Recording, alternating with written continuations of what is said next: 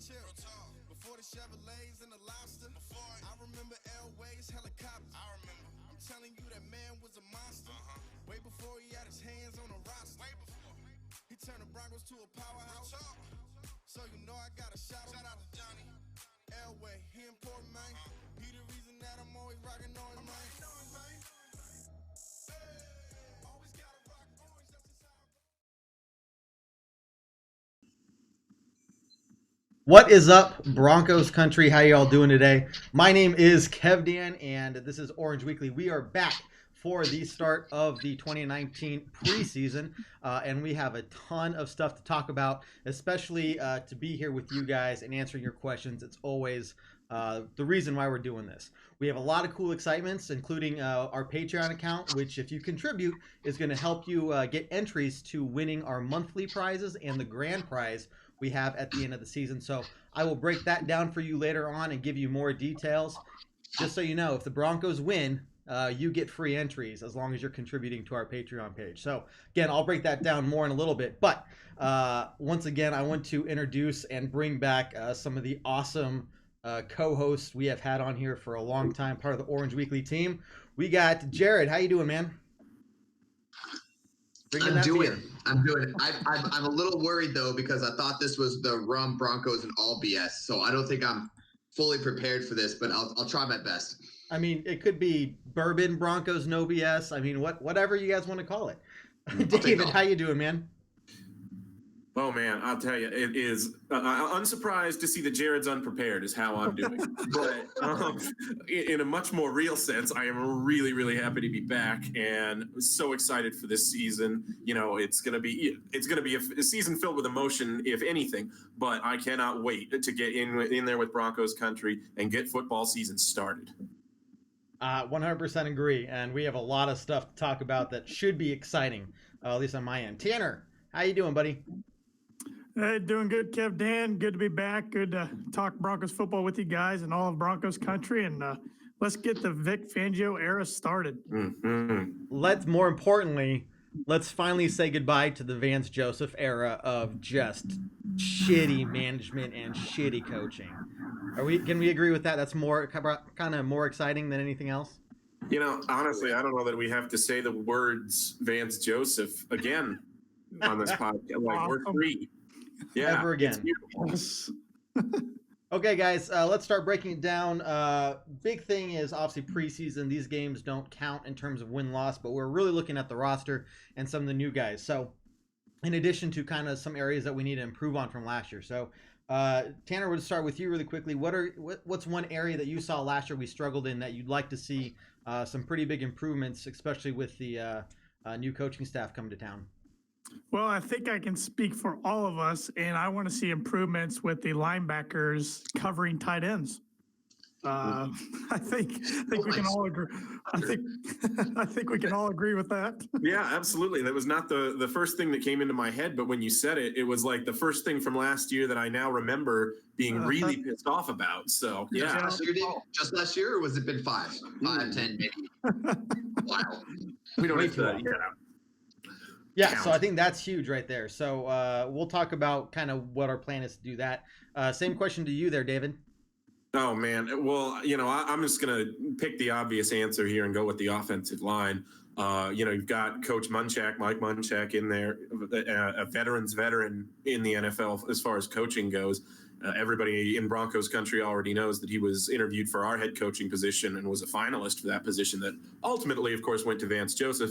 But, man, we have to be thrilled to have him here. He's going to be such an asset for us. I'm kind of anxious to see. It sounds like the first few days of training camp haven't been, all smooth for the offensive line so far. So we'll have to kind of see how it goes moving forward. But that's one area I'll be looking for to see some improvement in, at least a little bit in these preseason games. I think that's going to be huge, especially with the big question mark of how Flacco's going to do. It doesn't matter. I mean, if he doesn't stay standing, if the offensive line doesn't do his job, and I'll break down some of the sack stats here in a little bit, he's not going to have a chance to do well. And I think that's going to be a huge part in our offense. But Jared, thoughts to you, man? So everybody knows I'm an offensive-minded guy, so I'm going to have to go on the offensive side. I don't think that a Fangio run team is going to have any issues on the defense, especially with as good and talented as our defense is. Obviously, Tanner took away my linebacker line there. But what I'm going to go with, I think I'm going to go with the running back duo of Philip Lindsay and Royce Freeman. I think I'm really interested to see how we deploy those two, because I think we underutilized Royce Freeman last year and we kind of went with a hot hand. But I think that Scangarillo has a much better mindset offensively to be able to use them properly, to be able to use them for situational awareness. And I think that's what I'm looking forward to the most. Yeah. So the interesting there is we were 12th in the league last year in rushing. And Philip Lindsay really didn't get going until 4 or 5 games in, where we kind of started trusting him a little bit more and seeing how much he went off, right? So I think the rushing, if we have that dual attack, and Fangio has said, or at least Philip Lindsay has said, that he's going to be more involved in the passing game as well. So the odds of him breaking the 1,000 yards rushing, probably not as strong, but definitely looking at 1,000 yards at least total in the year. But there needs to be a good management between Freeman and Lindsay right there to keep that run game strong. And that just comes down to the coaching staff, the player management, which we've seen. Honestly, I'm just going to say it's been shit the last 2 years. We'll talk about that a little bit more, but we do have some questions already. Cindy, we are back. Glad you're watching. This is our year, damn it. It can't get too much worse than the last 2 years. Eric, thanks for watching. And Greg, we'll get to your question. Do you think Jake Butt makes the team? Whoever wants to take it first. Go ahead, Tanner. Hey, Tanner. Right now, I would say no. And I hate saying that because I think when healthy, he can really be a difference maker, but the poor guy just can't stay healthy. And, of course, Noah Fant's going to make the team. I know he hasn't had the best first week, but he's brand new to the NFL. He'll get used to everything. Hireman's too good of a blocker, I think, to get rid of. And then Fumagalli, it sounds like, is doing well, and so is Austin Fort. Thank you, Fort. Yeah, I'm the Wyoming kid. I was trying to think who's the other. So, right now, I'd say Jake Butt's the odd man out, but maybe I'm wrong. I mean, hopefully he gets healthy and at least gives himself a chance in the preseason. So what about Noah Fant in that whole equation? I mean, he was our first round pick. We can't. I mean, yeah, right. There's nothing I'm we can do thinking about Austin that. Fort is going to be the guy that gets cut. And Austin Fort's a practice squad guy, easier than anybody else on that list right now. And it all comes down to whether or not you really think the Broncos are even going to keep 4 tight ends. So it's the situation of, Fumagalli hasn't been, he and Butt have kind of both been dealing with health issues as far as camp goes earlier. They've been kind of sitting Butt on purpose a few days to kind of get him back to shape, into speed. But Fumagalli has had, nicks and cuts there. It's the beginning of training camp. It's going to happen to guys. But, it is going to depend, I think, a lot on who can stay healthier and show that you can stay on the field in camp as much as anything between those two guys. Yeah, right. I think a smart offensive coordinator, the big part of this, the smart offense coordinator plays to the strength of the quarterback, and our strength of our current quarterback is the tight ends, right? So if we can hold on and we could do 2 tight end sets, we hold 4 tight ends. Like we have to be able to rotate those guys out. If we're doing a 1 tight end set, maybe a split set with no tight ends all the time, maybe we keep 1 or 2 like we have in the past couple of years. But right now, I think our tight end set is honestly probably one of our strongest positions. And as you watch some of this training camp, you can see that our tight end set is where our strength is and where Joe Flacco is most comfortable with. So I would not be surprised to keep 4 tight ends. Yeah. And look, last year, Scangarello used George Kittle. Used them very well last year. So that really excites me going forward. Very true. That Kyle Shanahan style offense is going to feature a lot of 2 tight end and 2 running back sets as well. So we're going to see a lot of mixed personnel that we maybe saw last year to less effect. But let's reserve judgment for the new offensive coordinator. I think he's got some pretty decent new ideas. Absolutely. Yeah, it's going to be interesting what they put together. And we can talk more about tight ends in a little bit, because I think that's, especially with the health issues we've had in the tight end room last year, kind of are really something to be concerned about. Julian, if I said your name right, sorry, Julian. I'm rusty, guys. I got to shake off the rusty. Lindsay started off good in the beginning as well. Yeah, don't get me wrong. Lindsay was good from game 1, but I think there was some trust issues there with him being a rookie. And just saying, hey, can he protect the ball? Can he make smart football decisions? But then after a couple games is when he really started to go off. But yeah, Julian is new to this, so welcome to the show, man. For everyone who's watching, again, my name's Kev Dan. We got Jared, Tanner, and David here with me as well. If you could hit that share button for me and kind of spread the video around, get more people in here. And yeah, there you go, just like Jared did. But Julian also asks, do you think Drew Lock will start at any point this season? Based off of what Coach Fangio has said already in terms of, what Drew Lock saw and what he was like in, college, not totally his fault, but in terms of him, always being under pressure. And now this is the NFL level of playing. I'm thinking that this is Flacco's team 100% this year, unless he goes down. David, what do you think? Oh, absolutely, Kevin. And right now, as far as things stand, we've got to hope that we don't see Drew Lock starting any games this season, because unless he annihilates it in training camp and just demolishes everyone in the preseason, if we see Drew Lock starting at any point, it means the plan has gone off the rails at some point. There's been an injury. Something has gone wrong with the script this year. And of course, that happens. It's the NFL, right? Any given Sunday, anything can happen. But ideally, you don't want to see Locke starting yet. He's got a lot of issues to work out. Obviously, the live arm is there. He's got as much arm talent as anybody in this last draft class for sure. But it's, the early reports in camp have matched his scouting reports that he has a lot of talent and is really, really far behind for an NFL offense. Coach Fangio used a baseball analogy that I really like. He's a fastball pitcher that doesn't know how to pitch yet. He knows how to throw a ball, but he doesn't know how to pitch it yet. And that's going to come with time, but we've got to make sure we give him as much time as possible to learn how to be an NFL quarterback. What else do you guys think? Yeah, well, minus the baseball reference, because I don't understand any of that. Baseball, what's that? It's boring. Look, so okay. I do agree with David. I agree with David. I think that if there's ever a situation where we do have to start Drew Lock, it's something that has gone awry and we don't want it. However, what's fresh about this year, and we've been having quarterback controversies since the Peyton era. It's getting old and it's getting frustrating. But I think that the good thing about this, as opposed to say last year or even 2 years ago, is that we actually have a legitimate quarterback battle. And I think Ryapin is outplaying Locke right now in training camp. But that's not to say that, over time with our coaches and the coaching staff that we have, he can step up to be that guy. But I think he's going to be, if he does ever play, not start, play, it's going to be a very limited scheme. And I think it's going to be a run heavy, probably like an 80-40 or an 80-20 to 60-40 run to pass. And the passes are going to be very specific to throw it to this guy. It's going to be a very high school type scheme, the way that he's playing right now. And I think that's something that we don't want as Broncos fans, and something we want to stay away from. And I think he still has a few years to figure that out. I'd like to see kind of a lot of improvement from him, at least, hopefully throughout the preseason, because I think he's going to get a lot of practice there. Last I heard, I think I saw that Kevin Hogan is actually going to be playing in the Hall of Fame game, that first preseason game that the Broncos have. But with that being said, Tanner, out of Joe Flacco, Kevin Hogan, Drew Lock, and Brett Rypien, who do you think gets cut there, or at least thrown to the practice squad?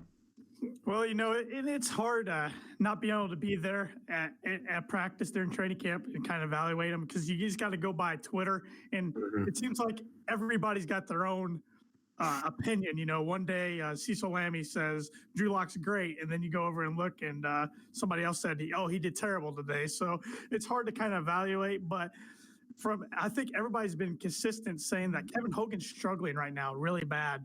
So they signed Brett Rypien to a pretty nice deal for an undrafted free agent. So they think highly of him. I would say Kevin Hogan's probably the odd man out right now, but he's got to get a chance to prove everybody wrong, I guess. So it's going to be, and guys, that's what you got to watch for. That's why I love preseason football, is because there's all these little battles going on. I think for the most part, the majority of the starters are known. Von Miller, obviously. Chris Harris, obviously. Some of these big names are, of course, not an issue. But when we look at some of these, second, third, fourth string kind of players, those are the ones that are playing, their hearts out during preseason. I think when it comes to depth, that really shows us how much talent we have back there. In case people get hurt, whatever, we have to bring some people up, but that's why I like it. And so just something to keep in mind when you guys are watching preseason football. The scores don't matter. What really matters is how those individuals are doing in their positions. And we have some things to talk about there. We kind of talked about all that. Now, what do you guys think about fullback? Are we going to keep two fullbacks on the team with the Don, Vic Fangio in charge? No. I mean, Janovich is our guy. Janovich is our guy. He's our guy through and through. He's been our guy since day one. I mean, I don't see us keeping more than one fullback. I've been surprised we've kept a fullback so far, but I love Janovich. I think he's a great athlete. I think he's a great character. I think he's a great leader, and I think he definitely holds that team together, that offensive together in the past couple of years. And I think he's going to be our guy. Yeah, there's really no. I mean, you can't use a roster spot for a second fullback, especially when you've got the receiver, the intriguing receiver options that we've got in camp this year. Some of the fourth and fifth and sixth string running backs that we have seen have really flashed this year with some nice speed. So you've got to be able to use those roster spots for something else. So what do you guys? So Tana, what would you think that extra slot is for? Because I'm looking here. I think what I saw earlier is if we go nickel versus dime, that's gonna, I think, add that extra cornerback, I believe. Is that somewhere you'd like us to carry that extra person, or is there some other position you think we need to have a little more depth in? Sure. I mean, David brought up a great point. I was a little worried going into camp about the depth of the wide receivers. I mean, we all know we got Emmanuel Sanders coming back, even though he's coming back off an Achilles. Cortland Sutton, Deshaun Hamilton, Tim Patrick. Then after that, it was kind of like, who else is there? But River Craycraft, even though he's been banged up, Juwan Winfrey, the CU kid, he's been a flash in the pan, it sounds like so far. So it sounds like some of those guys are stepping up. So maybe that's a position we keep an extra wide receiver. Maybe we keep 4 tight ends, as we already mentioned, or like you just mentioned, maybe we keep another corner. I just don't see the benefit of keeping another fullback. Jared, what do you think, man? Yeah, I agree. So my one thing, though, is going back to that nickel dime coverage. Every team – so this is the cool thing about defense as opposed to offenses. You need to plan for every defense because every situation plans for a different defense. And offensively, you can plan that. That's what you do. You're in charge, right? So defensively, we have to plan for that nickel dime coverage. We can't just say we're never going to run the nickel dime like we can say on the offense we're never going to run the spread, right? So we can't say that. And last year, very specifically, we talked about this at the beginning of the show and the whole mismanagement of players. We ended up in a position where we had no quarters left, like none. And that's unfortunate. And that's something that we can't do this year. And I think that we've drafted well. I think we've picked up a couple of guys from free agency and off the waivers. And stuff. So I think we'll be able to do that. I think that extra spot needs to go to a corner maybe. Like your mic is maybe cutting out, but anyway, no, I completely agree. We do have some questions I want to get to really quickly. Ziggy, how you doing, man? Hollow Man is back. I remember from you from last year. Glad you're joining us as well. He's saying, what's going on with Garrett Bowles? Now, some interesting thing here. First off, this is his third season, and between season 1 and 2, we really didn't see too much improvement. In fact, some of the numbers I saw today were, he allowed 4-5 sacks on his side alone. Here I am thinking, if he doesn't cut it with Mike Munchak, one of the best, if not the absolute best offensive line coach in the NFL right now, if he can't get Garrett Bowles to play well, he's done. And Elijah Wilkinson, I believe, is going to be the one to fill his shoes. So, David, is Garrett Bowles is he gonna make it this year? Is he gonna improve, or is he just a full-out dud?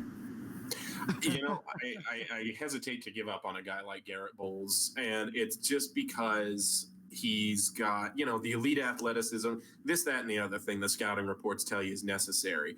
It's bigger than that for me is the fact that this is his third year in the NFL and maybe his fourth or fifth year playing football at all. So to me, it's like you don't want to give up on a guy who has all of these traits unless the best coach in the industry, which, it's arguable, but, he's got to be in the conversation, is Mike Munchak.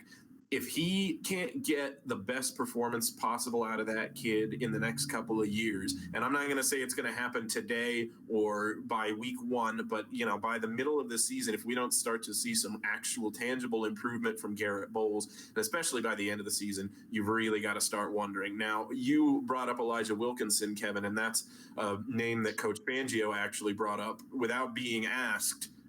As to somebody who's been surprising him in camp with his great work ethic and how he's looked out there. And so I want, of course, nothing. I'm sure Elijah Wilkinson is kicking butt out there, but I do wonder if maybe that's a little bit of a calculated move from his first-time head coach to kind of light a fire under Garrett Bowles and say, if you are going to prove it, now's the time.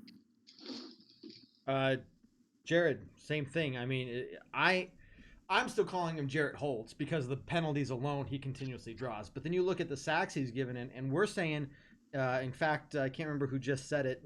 Somebody watching is asking, are we going to be able to keep Joe Flacco standing? And at the end of the day, we got to be able to do that, at least way better than we have in the past. So is Garrett Bowles going to be that huge liability that's going to make that left side there the weak side? No, I mean, I hate saying this, and record this, David. Just hit the record button. I agree with David. Gonna write that down. Gonna put it in permanent marker. Gonna get it tattooed on my left arm. We're good. Perfect. Today's date. The 23rd of July. So look, I agree with David. I think that this is a calculated move by Fangio to say, hey, let's let a fire up under this guy's ass. And honestly, we have such a great coaching staff. He's going to come around. He's going to come around. And if you look at the stats, he is that guy. He's that guy that's going to be able to protect the quarterback. He does not let up a lot of sacks. He makes sure that those people are taken care of, well, one way or the other, right?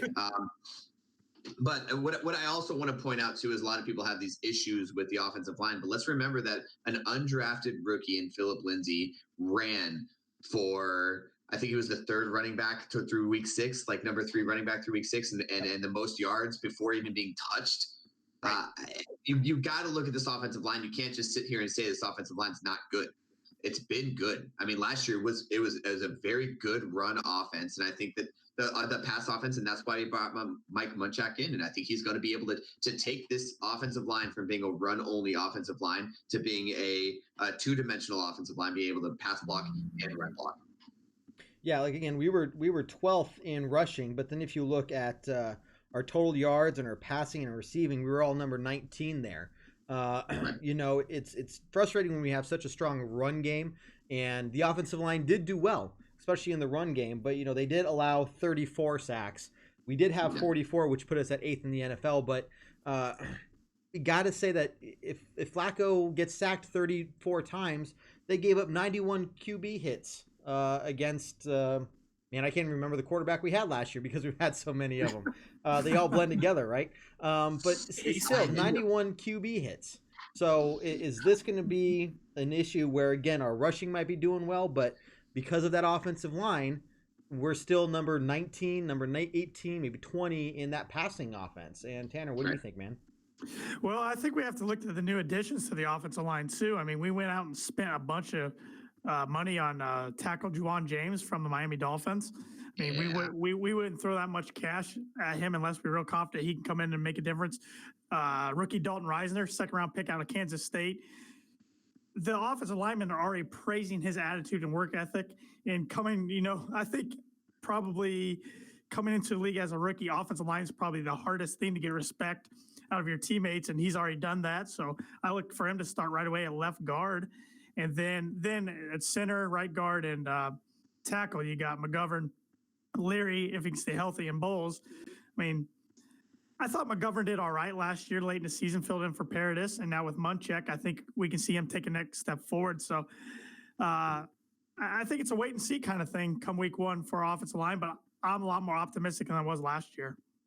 Yeah, and I have a save round on this too. I think that the biggest thing on this offensive line that people are forgetting is that towards the end of the season, we had a lot of injuries and we had to move, right? Frank Paradis got injured. Connor McGovern had to go to center. We had to move around a lot of people around. Max Garcia, who is honestly, a lot of people give him a lot of crap, but he's been able to move from guard to tackle to wherever he needs to be. He's versatile. Yeah. Questions. And I like that about him. He may miss a block here or there, but I mean, he's got to know every position out there. It's really difficult to do that. He's on the Vikings now, isn't he? Yeah, I don't think he's a Bronco anymore. Yeah, right. But no, I'm just saying. Last year, if we're looking at stats last year, like we're looking at a lot of things, and with both those guys gone, it sucks because Matt Paradis was our guy, and he was our guy for a really long time, and I feel like in this offseason, probably one of the most difficult things to let go of was Matt Paradis, but.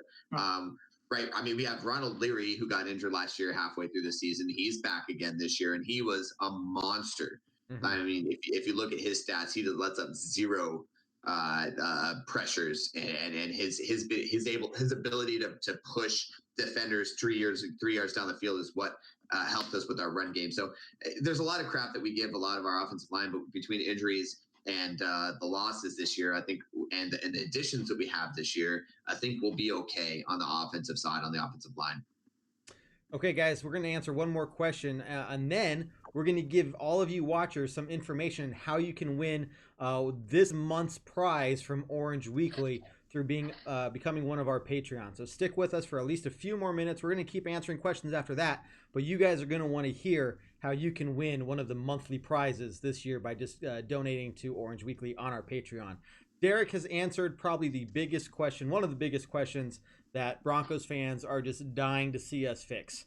How are we going to cover tight ends this year? What changes are we going to make? What player or players are going to be able to stick with those tight ends so we don't have another Niddle situation where this no-name tight end, not totally no-name, but kind of someone people don't know about, just kind of goes off and almost sets a record against us.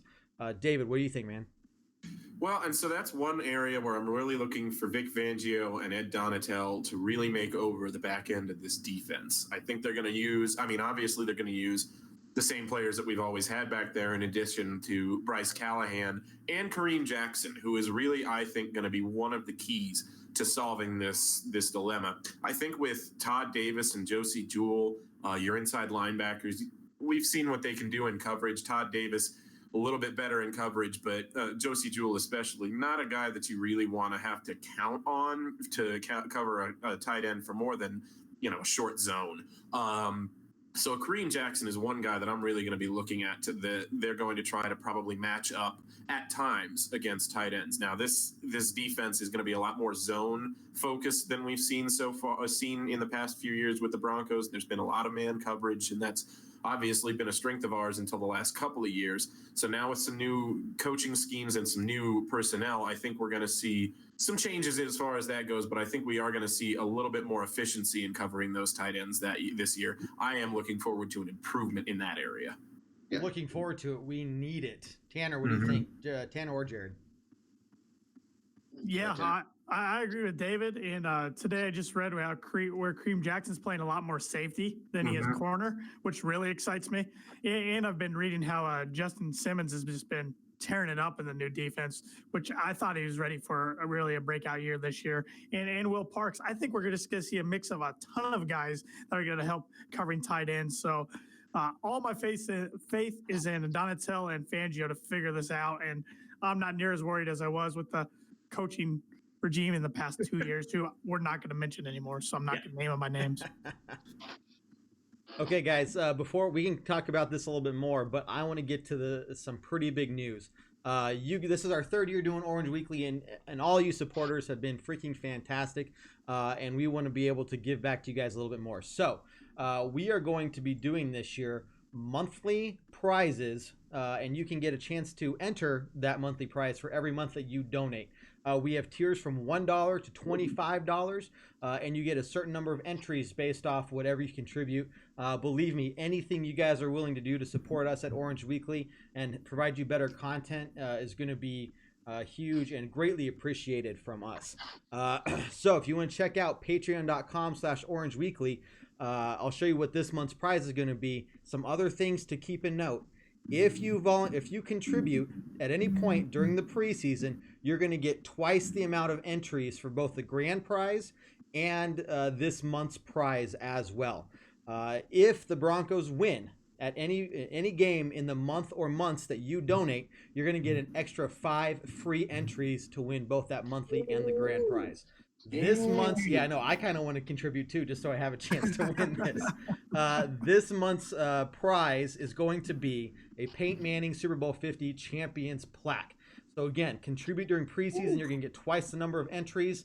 And again, there's tiers from $1 to $25. If you want to only contribute for 1 month, that's perfect. You get a couple entries for the grand prize and that month's prize. And again, if Broncos win, including some preseason games, you get 5 extra entries for that as well. So make sure you give us your address when you contribute on Patreon. That way, when we pick the winner, we can send it right to your house. So guys, check this out. It's an awesome plaque. I think anybody would be willing to hang this up anywhere in their house. Who doesn't love Peyton Manning, the sheriff and everything? So again, patreon.com/orangeweekly. The sooner you contribute, the more likely you are to get more chances to win based off the Broncos winning and everything else. So again, we're doing this because we appreciate all the things you guys done for us. And I think this is the best way to kind of thank everybody who's just been with us, since day one, or even just started following us today. So really big stuff. And again, if you guys have any other ideas, please let us know. Send us a message. Give us some feedback. Give us a rate on Facebook. And we're going to be talking about this on our podcast as well, which I'll let Tanner and Jared talk about a little bit later on. So going back to more of these questions here, Josh says, where were we in third down conversions the last 2 years? It feels like we can never extend drives, which hopefully we can change. We were 20th in downs. I didn't see if that was first downs or not, but Tanner, it was, third down conversions in general during the Vance Joseph era, as well as the red zone conversion rate was absolutely terrible, at least, from some of these numbers. What do you think we need to do to be able to just kind of make that happen? Well, it wasn't terrible during the Vance Joseph era, but yeah, I think it's just going to go back to the basics. It's going to be a whole new offense this year. We're getting back to what has historically worked in Bronco football in the Shanahan offense. Which, side note here, was nice to read that Mike Shanahan was finally back at practice for the first time since he got fired in 2008. That was pretty cool. Yeah. But anyways, I just look for you said red zone.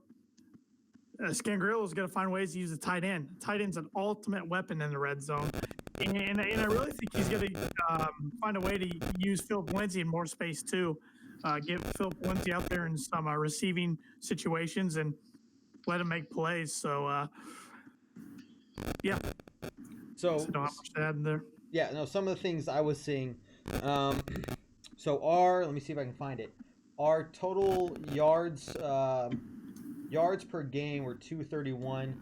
I'm sorry, our total yards per game were 350.1. That was ranked 19th in the NFL last year. But we were 24th when it came to points per game at 20.6. Now, the interesting thing is looking at how close some of these games were, is our defense only allowed 21.8, which was 13th. So if you see how close we are between how many points we're giving up and how many points we're getting per game, I went back and I counted. We lost 3 games last year by 3 points or less, and we lost 6 games by 7 points or less. And how many of you guys can think back to those games where it came down to poor coaching calls, timeouts, 2-minute plays and everything like that, as well as just player management?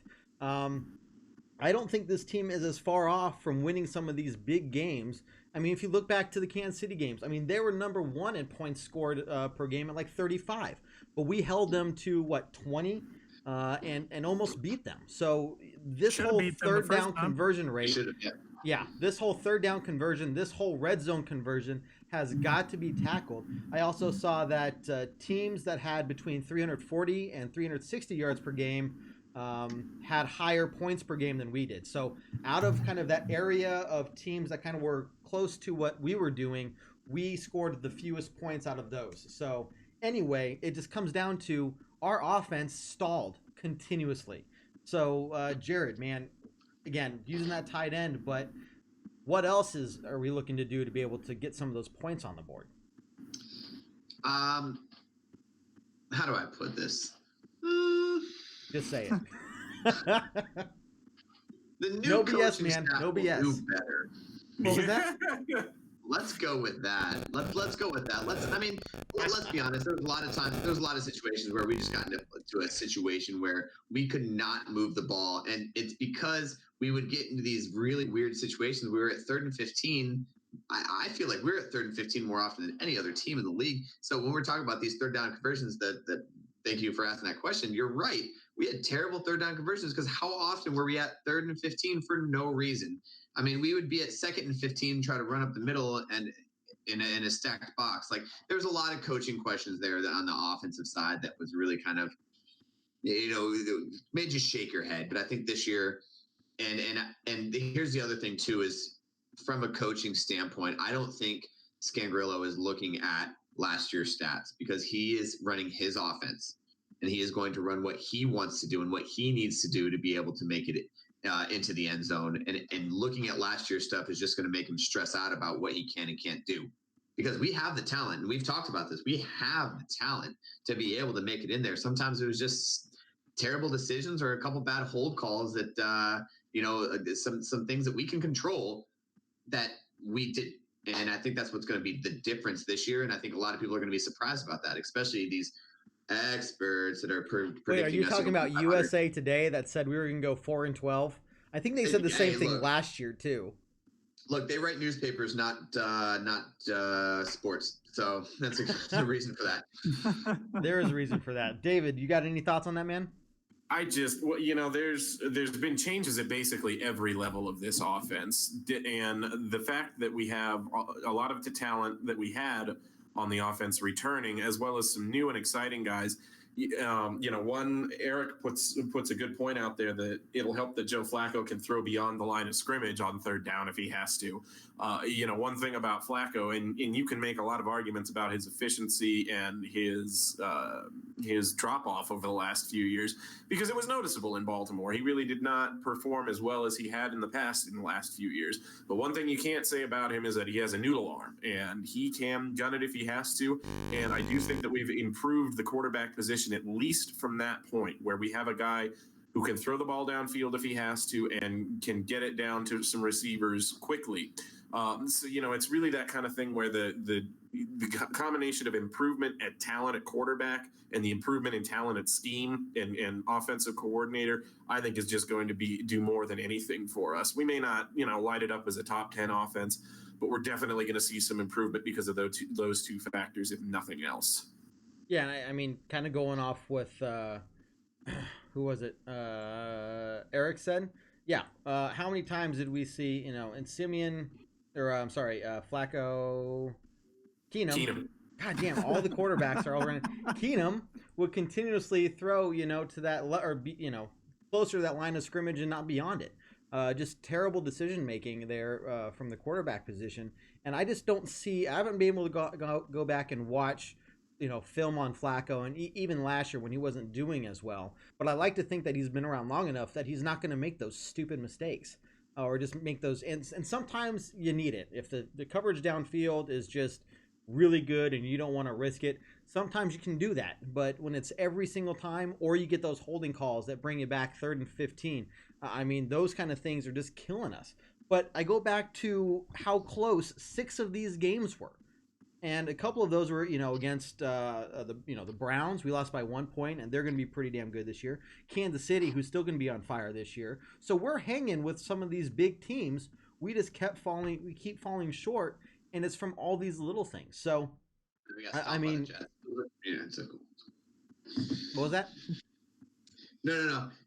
The biggest thing here is I think that these little losses and these little things that we're doing is a coaching thing. And I think that that's something that if we look back on it and we really think about that, like our talent level is there. We just need to be able to focus it. And if we look back on it, it's just going to eat us inside.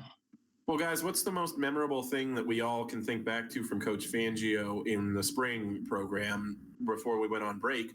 The line death by inches, the idea that these the exact things that we're talking about we'll do exactly what we're talking about. We'll make the difference between a 10-win season and a 6-win season for you, because you can't overcome these tiny little things that just add up and snowball and sink your team for that week. And that's one thing that we've, that's another thing that Coach Fangio just said this last week, was that culture is kind of a new word for him. His culture to him means you get a bunch of good players and go out and win some games, which, it's an old school answer from an old school coach. But you can see a culture change here already with this team if you're not going to hear the head coach exactly singing it from the mountaintops.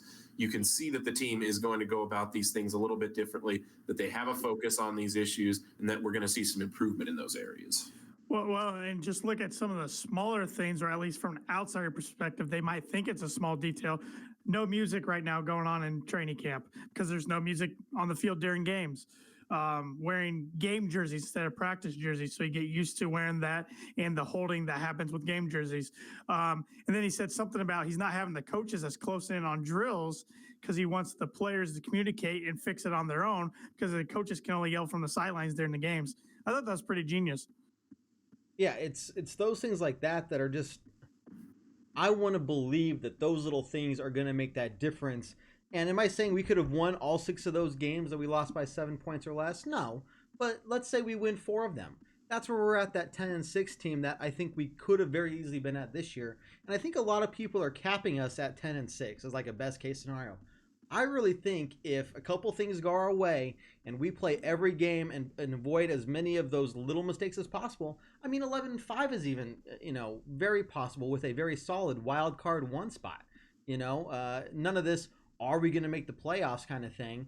But I think we're going to be one of the teams really holding on to a wild card spot that other teams have to fight for. What do you guys think? I think the biggest part about that is that we are in probably one of the toughest divisions in the AFC. And with the way that things are going, I think we are in the toughest division. And honestly, I think the AFC West has been the toughest division. I mean, little bias. And for the past 10 years, honestly, it's been back and forth. There's been a lot of really good teams in the AFC West, and I think with the Chiefs and the Chargers both making the playoffs and making good runs at the playoffs last year, and we split it with the Chargers, right? And the Chiefs, obviously, we were real close to taking one from the Chiefs, but and the Raiders are going to suck regardless of how well they do on the scoreboard.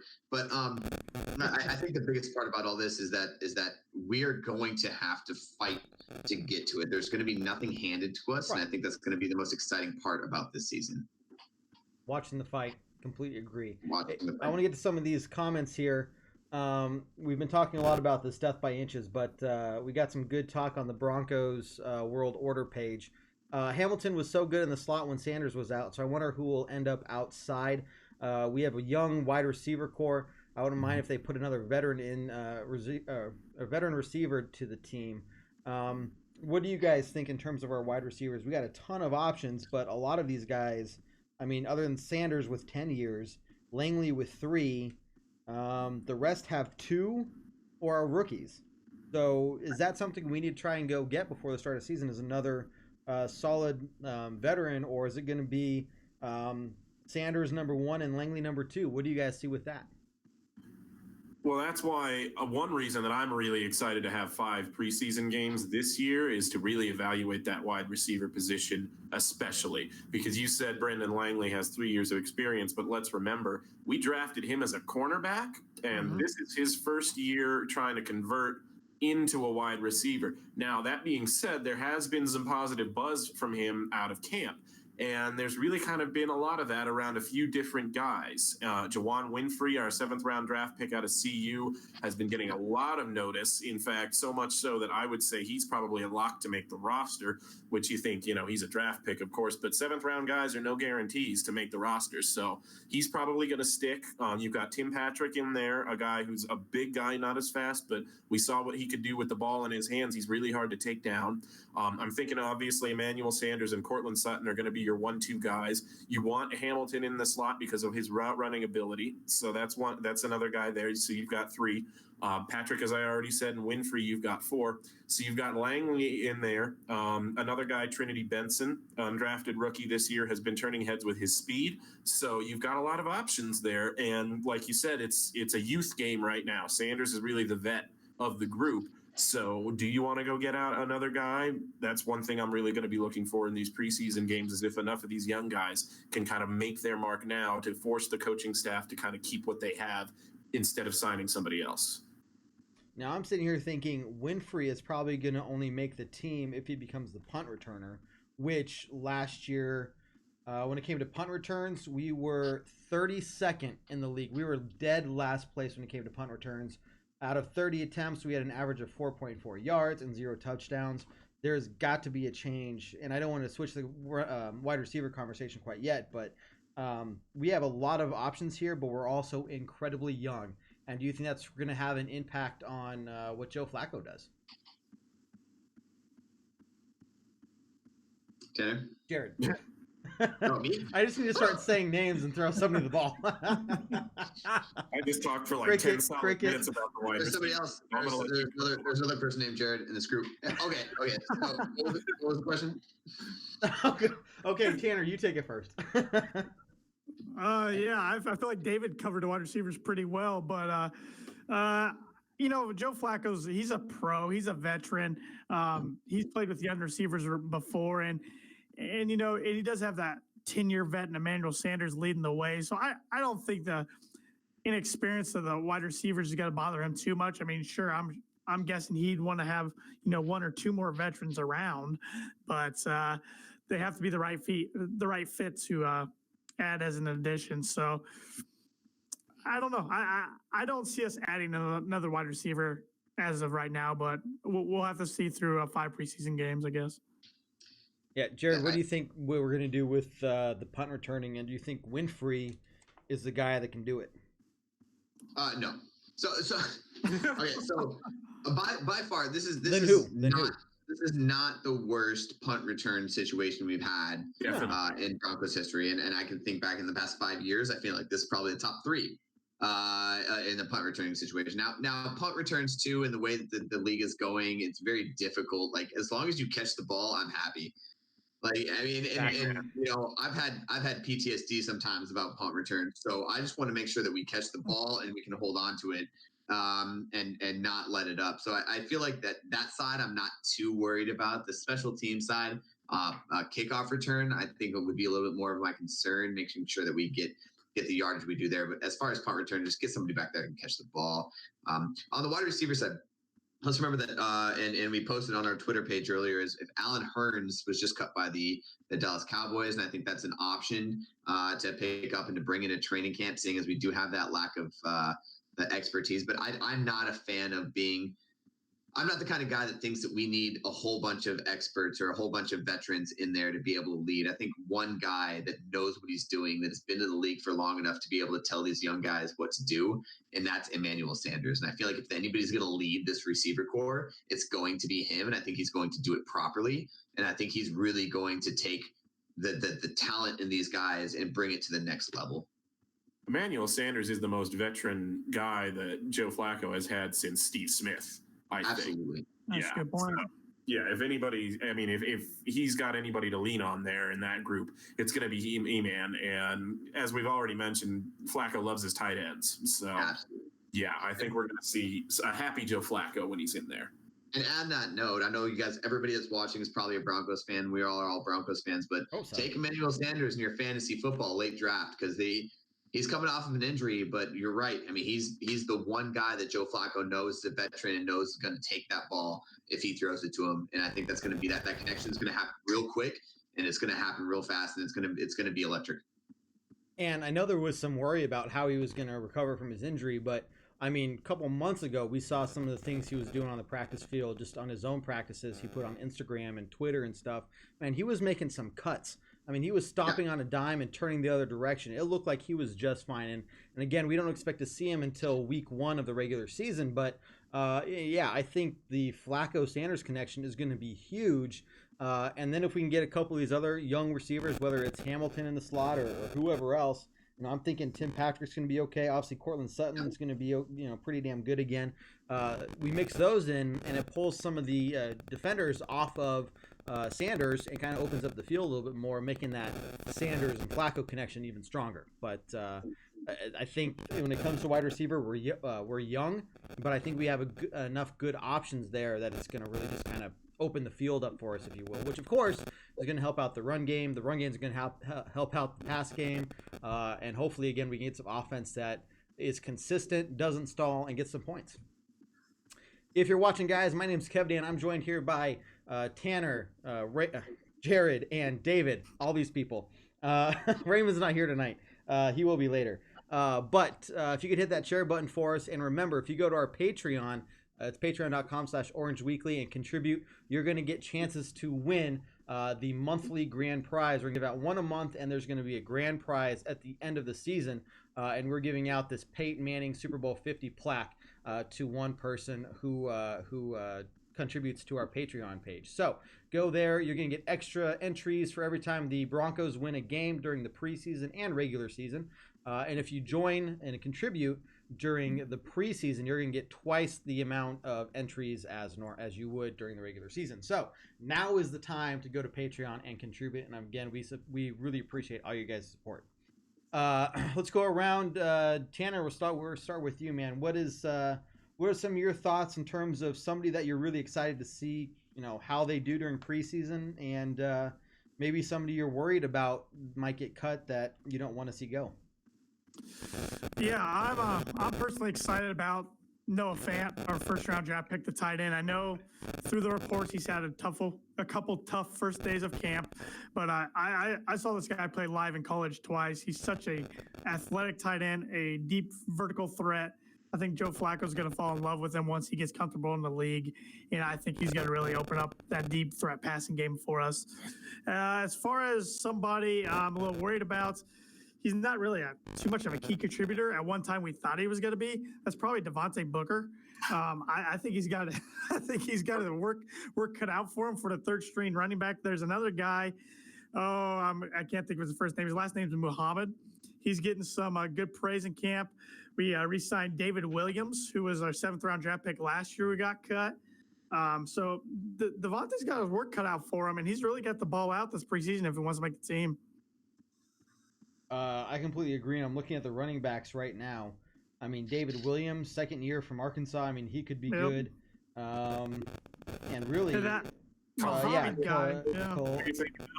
also Devontae Jackson, who's another, who's a scat back, a Philip Lindsay type, who they've been really impressed with his speed. So, yeah, there's some depth at that running back position. Devontae Booker's in a little bit of trouble, I think. Mm-hmm. But, I mean, that competition could hopefully kind of push him to the next level. But if not, I mean, that's true. We'll get somebody else in there who's better. Jared, what do you think, man?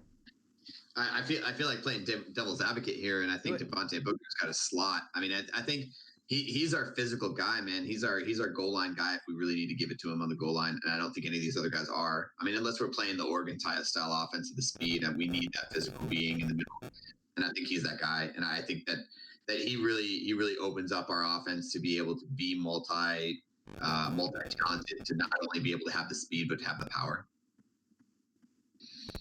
I completely. David, what do you think, man? Well, to Jared's point, I think in a perfect world, the coaching staff sees Royce Freeman as the guy who takes that role on himself.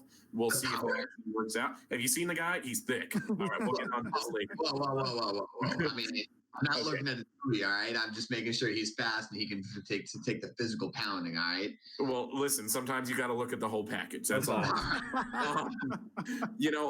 The defensive backfield is really where I'm going to be looking at in this preseason.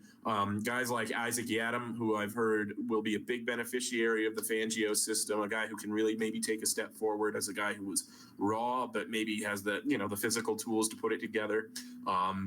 Another guy, Devontae Bosby, he's probably going to be – you can probably pencil him in right now as CB number 4 back there. You may not be familiar with him yet, but he was the interception leader of the very, very short-lived AAF this past year, and a guy that the Broncos picked up as a street free agent, basically.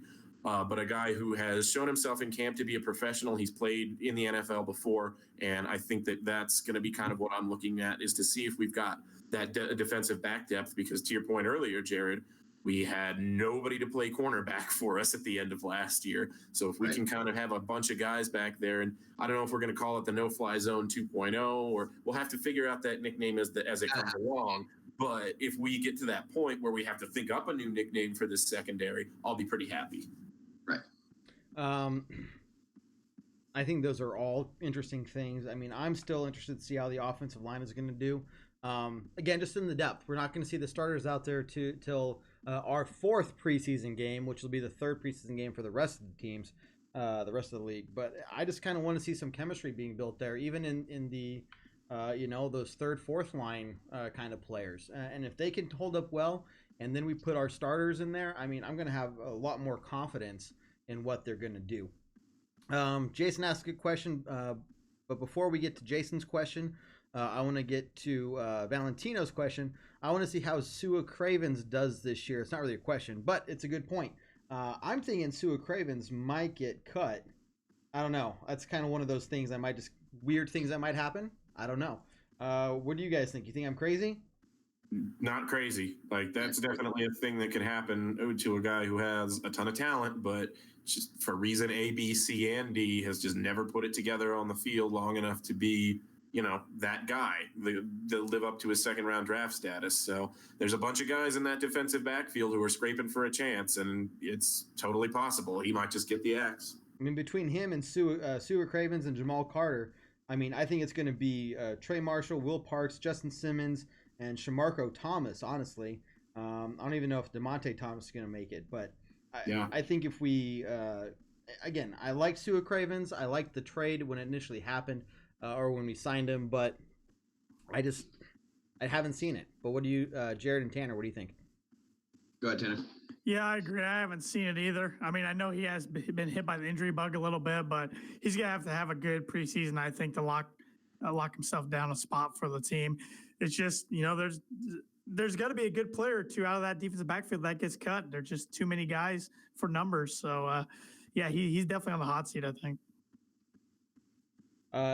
Jared, anything else that you're thinking of? Oh, sorry, Jason's question. How do you think the defense will do this year? And do you think the defense will be good this year? So kind of a good, just closing out question for everyone. What are your big thoughts on just both the offensive and defensive side of the ball? Defensively, we're going to be solid. And I think it shows not only in the fact that we have a new head coach who's defensive minded. And okay, let's back up. So it's not that we didn't have a defensive minded head coach.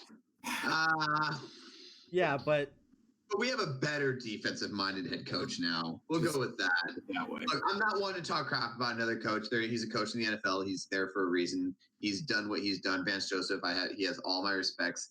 I'm not going to talk crap about him, right? But at the same time, you kind of fucked us up, right? So, look, we now have Fangio. We have Fangio now, and I think Fangio is one of those old school, nose to the ground. Let's take care of business. Let's hit where we need to hit, and let's make sure we take care of business. And I think that's the kind of the defense that our defense is used to with the old the old system, right? So. What won a Super Bowl 50? Yeah. The one that won Super Bowl 50. And I think like that old school mentality is really, Wade Phillips, that Wade Phillips system, that old school mentality is really what's going to get us to be to that next level. And I think they're rallying around it. And you can see it on social media. You can see it at the training camp. You can see the excitement behind the fact that they're like, oh my gosh, this head coach is not only A, doing what we need to do, but B, listening to me when I say, hey, we should run this and this down. Because and C, I even heard that they're happy that he's pushing them. Right. He is setting a high level of standard for them that they did not have the last 2 years. Right. And we have this physical level of play that we're not used to in the past couple of years. And I think especially some of these veterans, right? We have some of these rookies that don't know anybody, but some of these veterans are like, this is what it was when we won the Super Bowl. And I think that's getting those guys excited. If you ever go onto the Broncos website and check out the mic'd up Chris Harris video, you can just tell that the excitement now compared to the last 3 years is different. Yeah. And it's a good different, and it's a good excitement. They're talking crap. They're hitting hard, but they're rallying around what can be and what they know they can be. And I think that's the most exciting part about this team this year. Dude, I think you hit it on the nail on the head there. This is different. Look, the last 2 years, I was excited for football to be back. That first year wasn't too sure about Vance Joseph, but the last year, I think I kind of had an idea of where it was going to go. I was hoping I'd be wrong, but I definitely wasn't. This year, dude, just understanding and getting an insight into who Vic Fangio is, just listening to him talk. He's confident. He knows what he's talking about. He's not pulling that crap of, well, we had a really good practice. You're not going to hear that from him at all this year, at least not intentionally or every single week. This guy is pushing the players, and we talked about it earlier.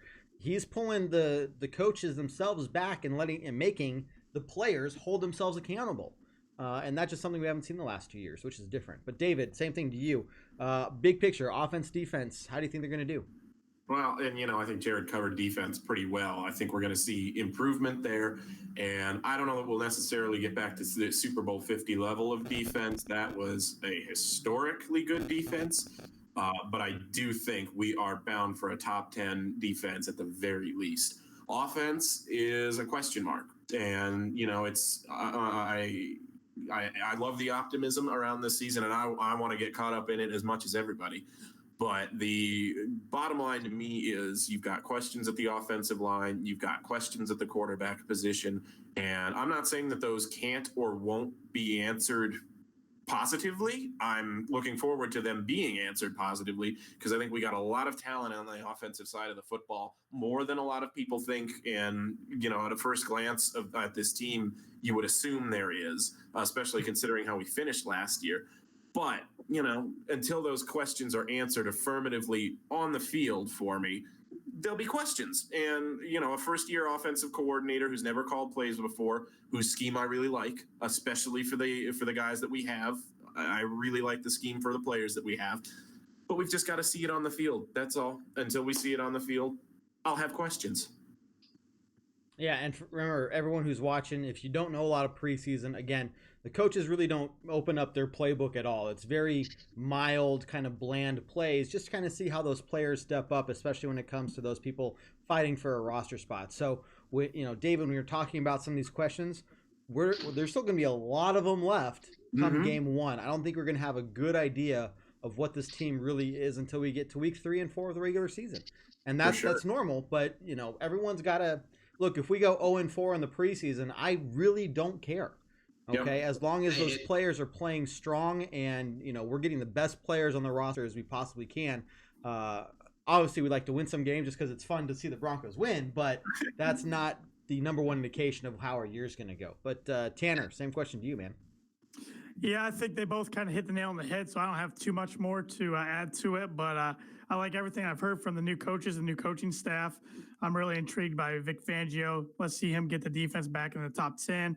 Mike Munchak, let's see him turn around this offensive line. I like how Vic Fangio doesn't hold anybody down to, just a normal level. That includes Von Miller. He's already talking up Von Miller to try to take his game to the next level. Von and Bradley Chubb have a goal of like 30 sacks this year, which would be insane. But who says they can't do it? And I'm excited to see guys like Bradley Chubb, Cortland Sutton, Phillip Lindsay, these second-year guys take that next step this year. Because if all three of those guys can elevate their games to the next step, watch out. Oof. Antron here just said we need 21 points a game. I think we got that. We almost had that last year. We had 20.6 on average. It's just if we can even push it up to 23, 24 points a game, and our defense can pull it back to 20 or 18 to 20 points a game on average, man, we're going to be winning games left and right. The Kansas City Chiefs, I think we have a very solid chance of beating them at least once. Even the LA Chargers, it still happens. The Chargers, probably even both times if we're playing our A game. And it's going to be some interesting talk there. And Jared, I would expect you to be ready for your State of the Union or State of the AFC West later on. Maybe not this week because it's still really early. But Jared's going to break down the state of the AFC West here for us in a couple weeks. But there's a lot of good things going on. And I'm just looking at the stats, and we were close. we were close to having at least a 8-8 season, if not a winning season. And with the right coaching staff, look, if our offensive line still is having issues and giving up a lot of sacks this year, it's not Mike Munchak. It's somewhere in the players that's giving us problems that we need to fix on the next offseason. But, between Munchak, between Scangarillo with the, Kyle Shanahan offense, Vic Fangio running the show, who's actually pushing the players to do it not only as best as they can, but do it themselves and working together to make it happen. There's a lot of good stuff here. So before we do any closing thoughts, first off, everyone who's been watching, man, you've all been fantastic. Remember, if you go to our patreon.com/Orange Weekly right now and contribute $1 to $25, not only are you going to get those number of entries for this month's prize, but you're also going to get double the amount of those entries. And we'll be picking those the day after the last preseason game for the Broncos on August 30th. So if you want this Peyton Manning plaque, and like I said, I might just go donate myself because, hey, if you get, I want to win it. I don't know about you guys, but no, just kidding. I wouldn't let that happen. But seriously, you guys go check this out, and we'd appreciate your support. Remember that during the season, we're going to start bringing back our podcast. We're also going to be doing the Wednesday night shows as well. So Tuesday and Wednesday at 7 p.m. Mountain Time, we're going to be doing the shows. This show, Tuesday night, is going to be happening starting today and every week throughout the season. And then we got our pregame and postgame podcast. Jared and Matt do the pregame one, and Tanner mostly does the postgame one, with several other of us kind of stepping in and helping out. So lots of good things there. You guys have been fantastic, but let's go around the horn. Any closing thoughts that we might have? Tanner, you first, bud. I think Tanner broke off. I think his laptop may have died. Well, that's lame. Okay, Jared, you can be Tanner. Yeah. Wait, what? This is so on the spot. I know. Okay, let's start here. The biggest thing about this, we have to remember that this is a new year. This is one of those things that we need to remember. And also, let's remember that in the past, we've gone 4-0 to start the season and still missed the playoffs recently. And I think we need to remember that we can't forget the past to be able to work towards the future. Like, we may come off to a hot start, we may come off to a terrible start, but there's possibilities to be able to overcome. We have the talent. We have the talent to be able to move forward. And the other thing I'm going to mention, I think I'm going to mention this here on the pregame podcast, maybe on anything that I'm possibly on Broncos wise, but let's not start with the lock, like we want Drew Lock chance. All right. And I know there's a lot of people out there that really want that young, fresh quarterback there, right? They want that new guy. They want the guy that's going to be our career quarterback for the while. Let's remember that we have Joe Flacco, and as soon as we start those chants, we have issues. We have issues with confidence. We have issues with other things. Joe Flacco is our quarterback right now. That is what the decision the Broncos made. This is what John Elway wants, and that's what we need to abide by. And I think if we start chanting for Drew Lock, especially since he's unready, and already we can tell by Coach Fangio's comments and just the way that he plays it at practice, he's not ready for it. Let's hold off on the new quarterback concept. I think Flacco can bring us places, but it's going to take a little bit of time. So let's just hold off on it through the preseason. Let's make sure that we watch the specific battle groups that we've talked about today, and I think we're going to have a great season. I think we're ready for it. Dude, exactly. David, what do you think, man? I'm just so excited to be talking about football. I know, again. right? Yeah, man. 9 more days until our first preseason game, and it feels like an eternity. Not to say nothing of the eternity that we just lived through for the past 5 months. Tell me about it. Come back. You mean 3 years? Yeah, it seems like. I am just, I am thrilled to be here talking Broncos football. Jared, you hit the nail right on the head.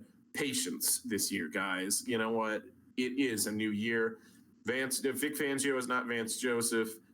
Joe Flacco is not Case Keenum. Let's see what we got. Let's give it a few weeks. Let's enjoy the fact that Broncos are back. And I think we've got a new team. Obviously we've got a new team. So let's see what they can do together. And I think we're going to be pleasantly surprised by it this year, but it's going to be a hell of a ride. I think a lot of people are going to be surprised by it. Some other teams may not see it as so pleasant, but I think for Broncos Country, you're not going to see the same disappointing calls, the same disappointing player management, game management, the number of penalties that just kept shooting ourselves in the feet. I think those are all going to be greatly reduced, and it's going to make football more fun, and then it's going to increase a lot of these stats that we've got from last year. You're going to see us a lot higher in terms of just against the other teams, and there were a couple of games where we were really out of reach. And there's still going to be some bad games, but overall, I think we're going to be able to win those close games, at least several more of them than we did last year, where we were on the losing side of it. And like I said, we just need a couple things to go our way, in addition to working, as hard as Vic Fangio is pushing us to. And 10-6 could be the minimum that we get. We could be looking at 11-5 really easily, but we all need to be patient. That's something I say at the beginning of every preseason. Just be patient, enjoy that football is back, and watch the preseason football if you're one of those people like us that love it, for those position battles. And then get ready for week 1, when game on, this is the real stuff, and we see everything kind of start coming together over those first couple weeks. This is the first time in several years the Broncos are going to start the regular season on the road, but we are playing the Raiders, and the Raiders are crap. So anything can happen week 1, but I don't think that's going to be too much of an issue. But we're going to get a better idea of the type of team we have when it comes to game 1 throughout the preseason. So that's what I have. You guys have been fantastic. Tanner's gone, but Jared and David, seriously appreciate it. Everyone, if you want to support us, just by watching us, you're supporting us. I appreciate it. Go to patreon.com/Orange Weekly. You can follow us on Twitter and Instagram at Orange Weekly. We'd love to see you there as well. And again, give us a rate on Facebook. Give us some comments and feedback on stuff you'd like to see us do or do differently.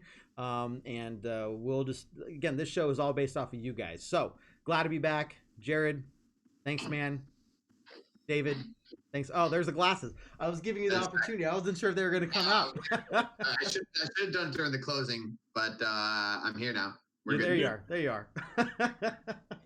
You guys have been fantastic. We'll see you next week, Tuesday, 7 p.m. Mountain Time, for Beer Broncos No BS. Bring your beer and bring your questions, and we're not going to bullshit you. So take care, guys. Go Broncos, and we'll see you soon. Go Broncos. Go Broncos.